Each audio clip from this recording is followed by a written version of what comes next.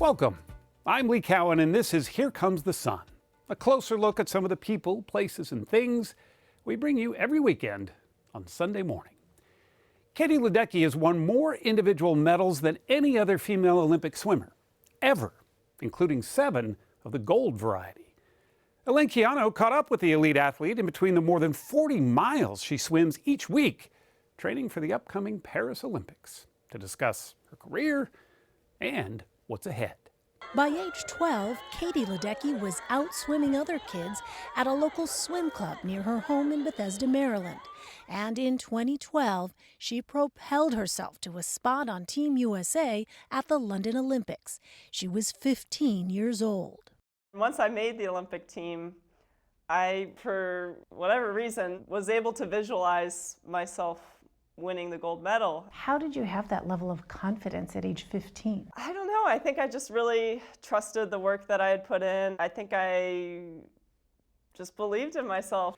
Later in the show, Katie Ledecky on how she stays competition ready. What kinds of adjustments do you find yourself making as you get older? I mean, nutritionally, just making sure I'm getting the proper balance of carbs and protein, and just learning, again, what food would be most beneficial on, at the early part of the day, later part of the day, what to have right before practice, what to have right after practice, the stretching and how I treat my body after practice, the amount of sleep I'm getting, all those things I think come into light more as you get older as an athlete. I look back at my schedule from when I was 15 and I don't know how I did it. Then New Balance. It's no longer known for the uncool sneakers worn by Apple co-founder Steve Jobs and dads everywhere.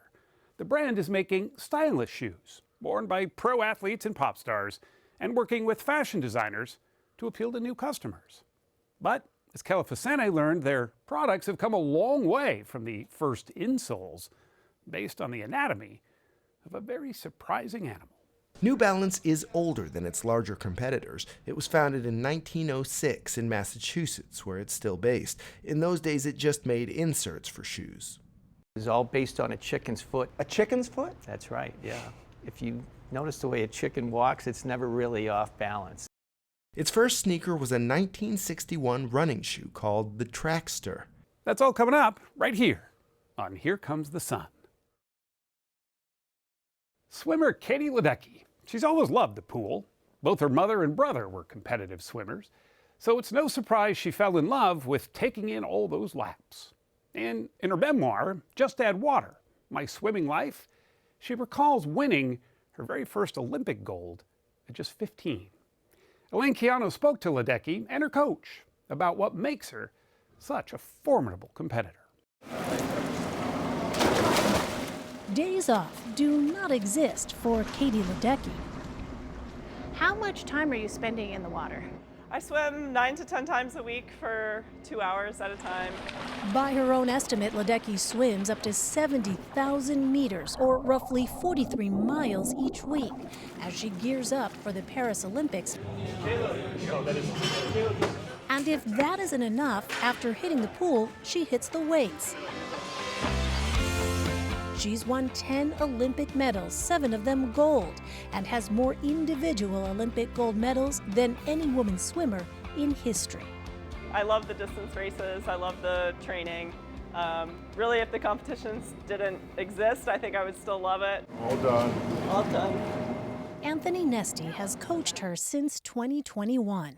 How good is Katie Ledecky? Well, Katie's probably the best female swimmer ever.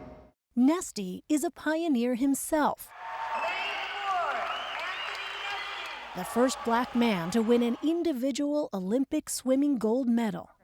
How does Katie compare to other swimmers that you've worked with? The most important thing about Katie is her passion of swimming. I think she enjoys the grind more than competing, which is the day-to-day, the week-to-week, the month-to-month. She gives you 100% all the time. Ledecky has simply loved being in the water from the time she first jumped into a pool as a little girl. I just have so many happy memories of those days. Playing Marco Polo with my brother and all those little games. I never remember being fearful of the water or afraid of how cold it would be or afraid of any aspect of the sport. It was always joy from the very beginning, it sounds Yeah, like. I think it was always joy. That passion runs in the family. Her mother, Mary Jen, and older brother Michael swam competitively. By age 12, Katie Ledecky was out swimming other kids at a local swim club near her home in Bethesda, Maryland. And in 2012, she propelled herself to a spot on Team USA at the London Olympics. She was 15 years old. Once I made the Olympic team, I, for whatever reason, was able to visualize myself winning the gold medal. How did you have that level of confidence at age 15? I don't know. I think I just really trusted the work that I had put in. I think I just believed in myself. The 800-meter freestyle requires athletes to swim the length of the pool 16 times. That's half a mile. In Ledecky's new book, Just Add Water, she recalls the crowd that day in London roaring for her competitor, the hometown favorite. But in the final laps, she seized that energy for herself. I very distinctly remember flipping at the 600 with 200 meters left, and it was like waking up. I said to myself, I'm winning, I'm at the Olympics, I'm beating these people next to me. 25 meters left for Ledecky. Don't mess this up. Ledecky is a gold medalist. In her international debut, Ledecky had won her first Olympic gold medal and gained global recognition, all while being the youngest member of Team USA. Katie Ledecky may have been swimming in London, but she still had to finish the summer reading assignments for her high school English class. Where's Katie? Yeah, there she is. Ledecky continued to dominate swim competitions worldwide. She went on to win 6 more Olympic gold medals at the 2016 Rio Games and the Tokyo Olympics in 2021. Kathleen Genevieve Ledecky.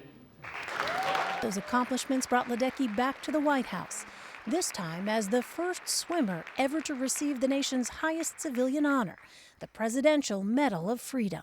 Katie Ledecky is the most decorated female swimmer in history, with 10 Olympic medals and counting. But recent revelations suggest Ledecky might have earned one more gold medal. In April, the New York Times reported 23 Chinese swimmers, including 2 who helped defeat Ledecky and her teammates in a relay race, had tested positive for a banned substance just months before the Tokyo Games. Chinese officials say the swimmers inadvertently ate contaminated food. The World Anti-Doping Agency declined to take action. In this instance, it doesn't seem like everything was followed to a T. So I'd like to see some accountability here. I'd like to see some answers as to why this happened the way it did. And I'd really like to see that steps are taken for the future so that we can regain some confidence in the global system. And do you think the results of 2021 need to be rescinded, re-examined? What would you like to see happen there? I mean, I think the whole case has to be re-examined independently and thoroughly, and all of the information needs to be out there. In a statement to Sunday Morning, the World Anti-Doping Agency said it found compelling scientific evidence that pointed exclusively to the fact that this was a case of no-fault contamination and not doping. WADA followed every process and line of inquiry when reviewing this file. WADA says a new review is underway, but there's unlikely to be a resolution before the Paris Olympics. It's hard going into Paris knowing that we're going to be racing some of these athletes, and I think our faith in some of the systems is at an all-time low. You try not to think too much about when you're actually racing, and the best thing to do is to just go out there and try to win. And it's tough when you have in the back of your head that it's not necessarily an even playing field. Ledecky is 27 years old now, and even as she focuses on Paris, she's already looking ahead to 2028, when the Olympics are set to take place in Los Angeles. I think 2028 would be an incredible cap on my career. I don't even want to say that at this point, because who knows, I could get to 2028 and say, no, I don't want to be done yet. I want to keep going.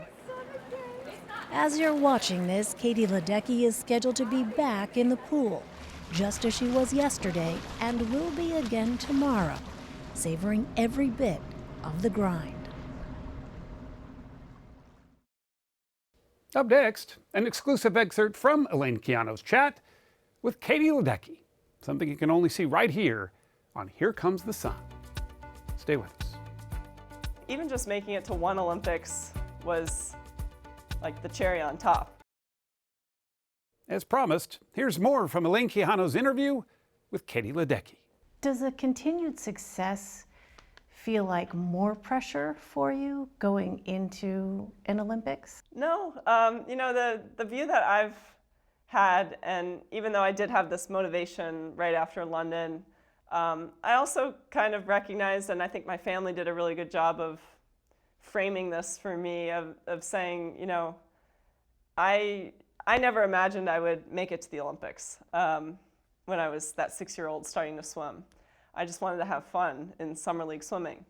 So even just making it to one Olympics was like the cherry on top. What kinds of adjustments do you find yourself making as you get older? I mean, nutritionally, just making sure I'm getting the proper balance of carbs and protein, and just learning, you know, again, what food would be most beneficial on, you know, at the early part of the day, later part of the day, what to have right before practice, what to have right after practice, the stretching and the, like, how I treat my body after practice, the amount of sleep I'm getting, all those things I think come into light more as you get older as an athlete. I mean, I look back at my schedule from when I was 15 and I don't know how I did it, where I'd wake up at 4 a.m. and swim from 5 to 7 and then go to school from 8 to 3 and then go back to practice from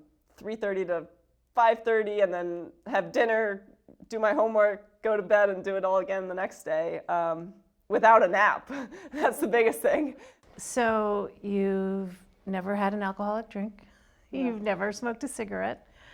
Do you ever feel like sometimes you wonder what that would be like, or is that just not an issue for you at all? It's really just not an issue for me. It's just not something that has, quite frankly, been appealing to me. It's not even really a decision I ever made of like, okay, I'm never gonna do this, I'm never gonna do that. It's just kind of how I've lived, and I put it in the book because I thought some people might find it interesting, but I think it just speaks to the dedication that I have to the sport and not wanting to have regrets about how I'm treating my body or how I'm preparing myself.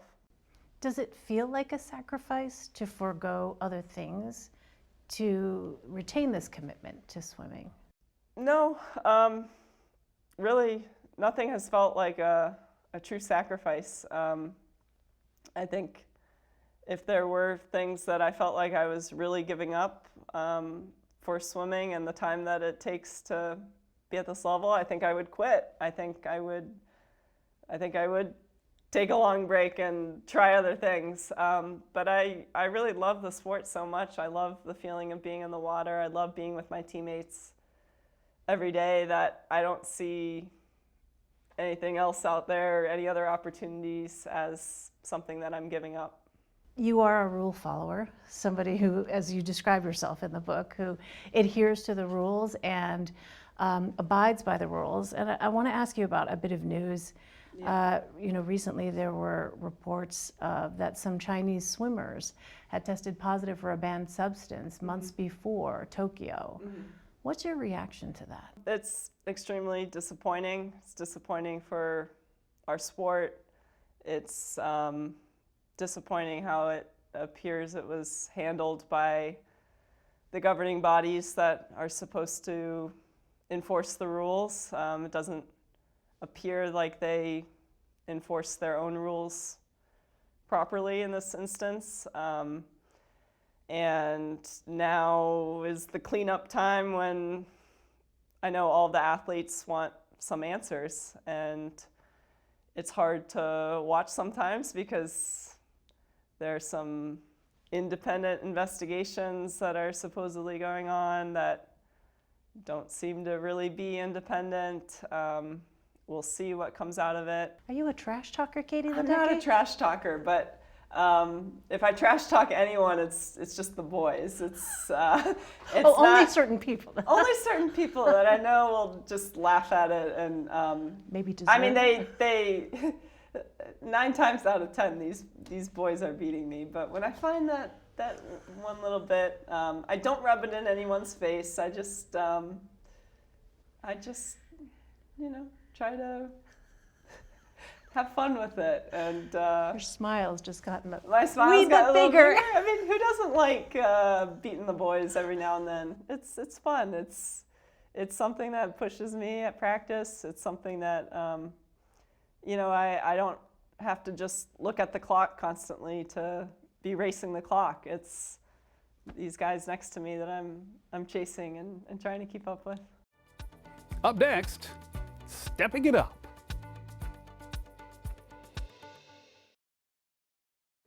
Welcome back.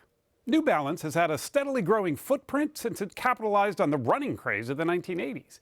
And now some of those nostalgic styles are making New Balance a much sought-after sneaker, selling thousands per minute and popular with celebrities and athletes. Here's Kelefah Sanneh. When you visit New Balance, you will be judged. I can walk in a room and pretty much know what people are wearing very quickly. And when you talk to the company's CEO, Joe Preston, some things are better left unsaid.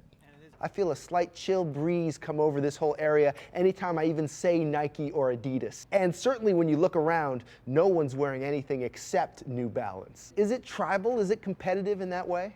I think the industry's competitive, and we're competitive. You don't even like to say their names, do you? I have said them. Nike brings in more than $50 billion a year. Adidas exceeds $20 billion. New Balance is smaller but growing fast. Revenue last year was $6.5 billion, a 23% increase from the year before. A brand once associated with Steve Jobs is now linked to athletes and pop stars. We are trying to make the best product for athletes, and then we're also making product that people can wear to express their personality, to wear on the weekends. Right. I love them. New Balance is older than its larger competitors. It was founded in 1906 in Massachusetts, where it's still based. In those days, it just made inserts for shoes.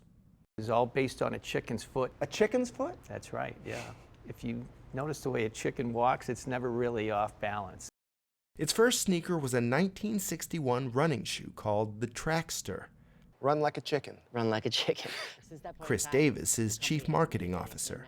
I grew up wearing New Balance every single day. I consider New Balance to be more of like a brother or sister. Perhaps because Chris's dad, Jim Davis, bought the 66-year-old company in 1972. And what is he buying at that point? He's buying a running shoe with 6 employees, making 20 pairs of shoe a day. By the 1980s, running was a fitness craze, and New Balance introduced a shoe called the 990. It was the first shoe that broke the $100 barrier, but it was also the first shoe that was designed for runners specifically running in the city. You have a cutting department, you have a pre-fit department, you have a computer stitching and assembly, and it kind of goes around. Ray Wentworth oversees production. Building a shoe piece by piece. We are. 990s have been made here in Lawrence, Massachusetts since 1982. The factory helped revive the old industrial city's economy. So many of the people who work at Lawrence are from Lawrence. It's a sense of pride for the community of Lawrence, but it's also a sense of pride for New Balance. New Balance has a second factory in Massachusetts, 3 in Maine, and a new one being built in New Hampshire. We want to be the best, most premium sneaker brand in the world, and the only way that we can do that is by making shoes in the United States. At least some of them. Most New Balance shoes are made overseas. This is where the labs are. This is where the science is. It's where the magic happens. Recently, New Balance opened an athletic facility across the street from their headquarters in Boston. At their research lab, they don't test athletes, just their shoes. This is flex testing. So it's basically mimicking steps, a lot of steps at a very rapid rate. In 2019, Chris Davis also began a partnership with the American fashion label Aimé Leon Dore, first creating versions of the 990, then, a year later, reissuing a lesser-known basketball shoe from 1989. The 550 blew up. 550 absolutely blew up. At the height of the 550, we were selling 80,000 pairs in a minute. Like, the 550 not only took the industry by storm, but it took us by storm. We knew it was going to be successful, but we didn't realize how successful it could be. Teddy Santis, Aimé Leon Dore's founder, signed on as New Balance's creative director, in charge of its Made in the USA line. I'm wearing New Balance 650s right now. Yeah. Made in China. Will these ever be made in the US? We stick to our high-end premium retro running shoes in the United States. Are you calling my sneakers low end? Those are definitely premium. I'm Lee Cowan. Thanks for joining us. We'll see you right here next time on Here Comes the Sun.